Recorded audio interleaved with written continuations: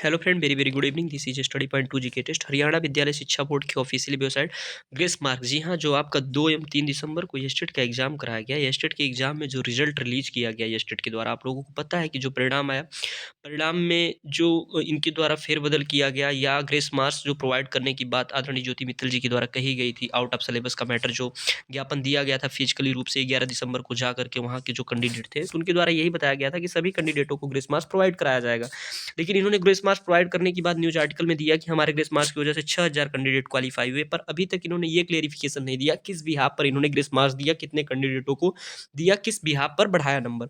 उसको लेकर के लगातार प्रोटेस्ट चल रहा है अपने कैंडिडेटों के द्वारा, कई कैंडिडेटों के द्वारा जा करके ऑफिशियली तरीके से सीएम विंडो मेल सारी चीज़ें की गई, लेकिन अभी तक कोई भी अपने लोगों को जेन्युइन रिस्पांस इनके द्वारा नहीं मिला है। डीपी यादव जी ने बता भी दिया, जो डॉक्टर वीपी यादव जी हैं, इनके द्वारा ये बताया गया कि हमारा जो परिणाम है पूरी तरीके से पारदर्शी तरीके से रिलीज किया गया है और उसका लाभ 6000 कैंडिडेटों को ग्रेस मार्क्स का मिला हुआ है। उसी के क्लेरिफिकेशन के लिए अपनी टीम अभी भी काम कर रही है और हर जिले के स्तर पर, जी हाँ, कल आपको पता है कि रिपब्लिक डे है, तो उसके लिए हर जिले स्तर पे ग्रुप बनाया गया है। हरियाणा के जितने जिले हैं उसमें जितने कैंडिडेट अभी भी ऐड हैं, तो सबको कल करना क्या है कि जो उनके यहाँ के एमएलए एमएलसी जो भी हैं वहाँ पहुँच करके उनको ऑफिशियली तरीके से ज्ञापन देना है।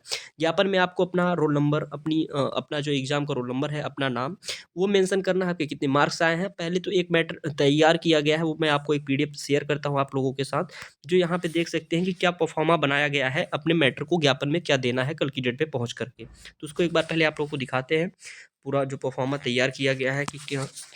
यहाँ पे सेवा में श्रीमान, विषय है येस्टेट परीक्षा 2023 में ग्रेस मार्क्स प्रदान करने के बारे में। श्रीमान जी, सविनय निवेदन है कि हम सभी अभ्यर्थी आपका आपका ध्यान येस्टेट परीक्षा 2023 के अंतिम परिणाम निकलने के लिए हरियाणा शिक्षा बोर्ड द्वारा अपनाए गए गलत फार्मूला, सबसे मेन टारगेट हमारा यही कि इन्होंने फार्मूला क्या अप्लाई किया है ग्रेस मार्क्स देने का, अपनाए गए गलत फार्मूले की ओर ध्यान आकर्षित कराना चाहते हैं। हरियाणा शिक्षा बोर्ड द्वारा अपनाए गए ग्रेस मार्क्स के फार्मूले के कारण 150 के कुल अंक में से 80 अंक से कम प्राप्त करने वाले अभ्यर्थी इस फार्मूला के कारण पास हो गए।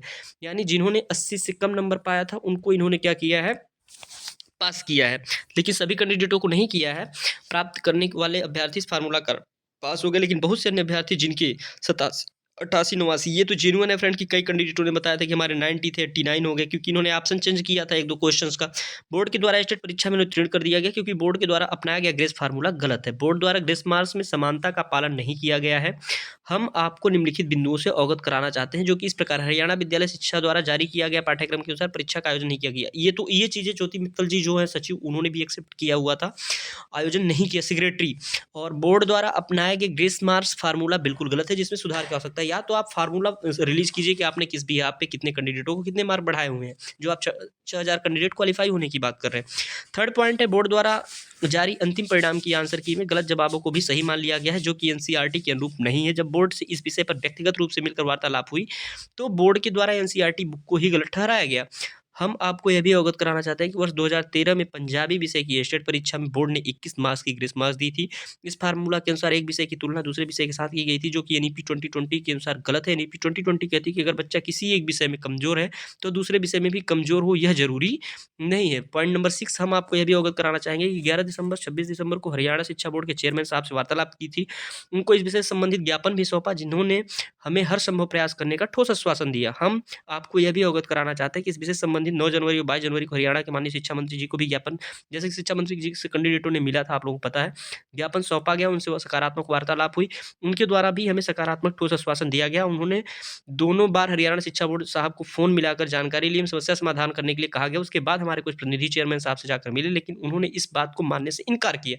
यानी ये फ्रेंड देख रहे हैं कि ग्रेस मार्क्स देने के लिए बिल्कुल भी सेटिस्फाई नहीं हो रहे हैं।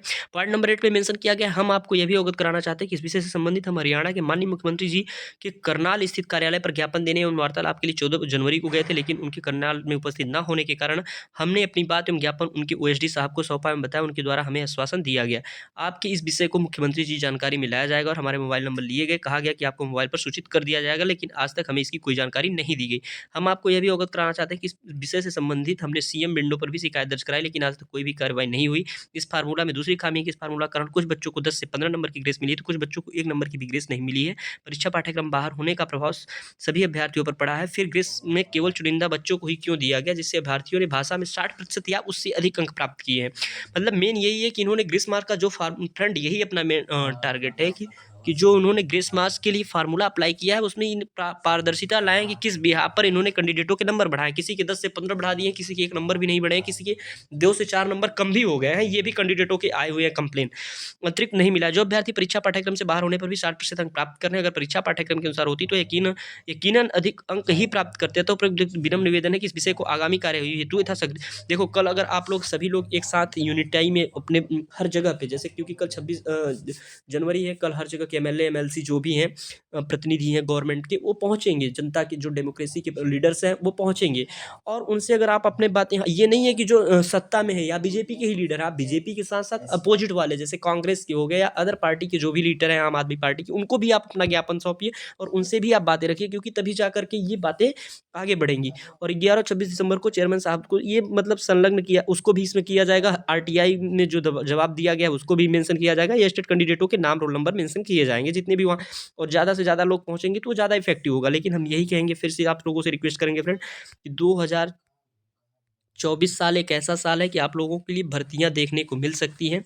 तो प्लीज़ आप लोग यूनिटाई होकर के, अगर आप लोगों को चाहते हैं कि आप लोगों को ग्रेस मार्क्स प्रोवाइड किया जाए, सभी कैंडिडेटों का फ़ायदा हो, भर्ती में आप लोग एलिजिबल हों, तो प्लीज़ यार फिर से मैं एक बार आप लोगों से रिक्वेस्ट करूंगा कि आप लोग एक साथ आएँ। एक यूनिट, एक देखो ये जो ज्ञापन है, ये ज्ञापन कहीं ना कहीं आप लोगों को एक यूनिटी दे रहा है। एक यूनिटी में एक डिमांड को अब रखा जा रहा है, और अगर आप लोग चाहेंगे तो सब कुछ पॉसिबल है। ऐसा नहीं है कि पॉसिबल नहीं है, तो पॉसिबिलिटी बन रही है कि आप लोगों को ग्रेस मार्क्स मिल सकते हैं। तो प्लीज़ आप लोग इन बातों को रखिए, शेयर कीजिए। मैं तो कहता हूँ कि एक बार ट्विटर कैंपेन चलाएं। अगर ऐसे भी नहीं हो रहा तो आप लोग ट्विटर कैंपेन चलाएं, क्योंकि ट्विटर कैंपेन नेसेसरी है। ट्विटर पे अगर कैंपेन किया जाएगा, उसमें आप जो चीफ मिनिस्टर हैं उनको मेंशन कीजिए, एंड जो आपके एजुकेशन मिनिस्टर हैं उनको मेंशन कीजिए, डीवी यादव जी को मेंशन कीजिए। सारी चीज़ों को जब एक साथ आप टैग करके अगर ट्विटर पे कैंपेन किया जाएगा कि आप कुछ मत करिए, लेकिन आपने जो ग्रेस मार्क्स दिया उसके फार्मूले को आप एक बार रिलीज़ कीजिए कि किस बिहाफ पे आप कह रहे हैं कितने कैंडिडेटों को मैंने ग्रेस मार्क्स दिया है। फ्रेंड, ये छोटी सी इन्फॉर्मेशन वीडियो थी। कल आप लोग सभी लोग ज्ञापन देने में साथ दें, सहयोग दें। हर जिले पर स्तर पे जो भी जितने कैंडिडेट अवेलेबल हो पा रहे हैं, ज़्यादा से ज़्यादा पहुँचे।